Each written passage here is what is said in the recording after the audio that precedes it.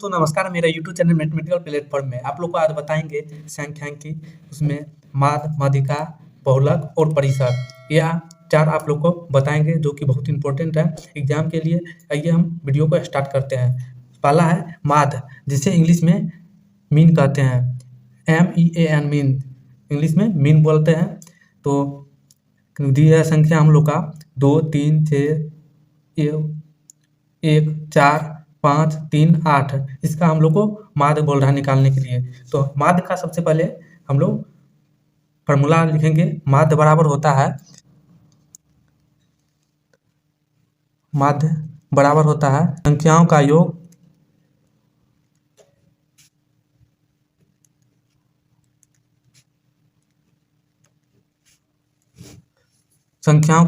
बटा कुल संख्या। तो माध्य बराबर क्या? माध्य बराबर होता है संख्याओं का योग बटा कुल संख्या। तो हम लोग का संख्या दिया हुआ, इसका हम योग निकालेंगे। तो इसका हम जोड़ेंगे तो कितना होगा? 2 3 plus 6 1 plus 4 plus 5 plus 3 plus 8 बटा कुल संख्या हम लोग का कितना है? 1 2 3 4 5 6 7 8, 8 संख्या है। तो हम लोग का ये निकला। अब इसको हम जोड़ेंगे तो ये आएगा 32 बटे 8। तो ये कटेगा 4 मरते 4। तो 4 हम लोग का माध्य कितना निकला? 4। तो माध्य का फॉर्मूला होता है संख्याओं का योग बटे कुल संख्या। तो इसी तरह से हम लोग माध्य निकालेंगे तो आंसर निकल जाएगा। अब आता है माध्यिका, जिसे इंग्लिश में मीडियन बोलते हैं। तो माध्यिका हम लोग कैसे निकालते हैं? तो सबसे पहले दी गई संख्या, हम लोग का जो संख्या दिया हुआ है, इसको आरोही क्रम या बढ़ते क्रम में सजाएंगे। तो आरोही क्रम में सजाएंगे तो सबसे छोटा कौन है? 1, 1 आएगा। उसके बाद छोटा है 2, उसके बाद 3, उसके बाद 5, उसके बाद 6, उसके बाद 7, उसके बाद 9। आरोही क्रम में सबसे छोटा वाला को पहले लिखेंगे, उसके बाद उसके बड़ा, उसके बाद उससे बड़ा, अंतिम में सबसे बड़ा। तो आरोही क्रम में सजा लिए। अब हम लोग को कह रहा है कि माध्यिका निकालने के लिए। तो आरोही क्रम में सबसे पहले सजा लिए। अब हम देखेंगे इधर से एक इधर से एक लेंगे, इधर से एक लेंगे, इधर से एक लेंगे, इधर से एक लेंगे, इधर से एक लेंगे। तो इधर से 3 लिए, इधर से भी 3 लिए। तो बीच में हम लोग का कितना आया? 5। तो हम लोग का माध्यिका आएगा, माध्यिका बराबर 5। तो दोनों के बीच में जो होगा, दाएं साइड और बाएं साइड के बीच में जो आएगा संख्या, वही हम लोग का माध्यिका आएगा। ये हम लोग का कितना संख्या है? 1 2 3 4 5 6 7, 7 गो है, विषम संख्या है। यदि सम संख्या रहे, मान के चलिए यहाँ पर 4 दे देते हैं, तो ये सम संख्या हो गया। तब माध्यिका कैसे निकालेंगे? तो सबसे पहले हम आरोही क्रम में सजा लेंगे। तो 1 2 3 4 5 6 7 और 9। अब हम इधर से भी 3 लेते हैं, इधर से भी 3 लेते हैं, और बीच में कितना संख्या बचता है? 2। तो दोनों संख्या को जोड़ देंगे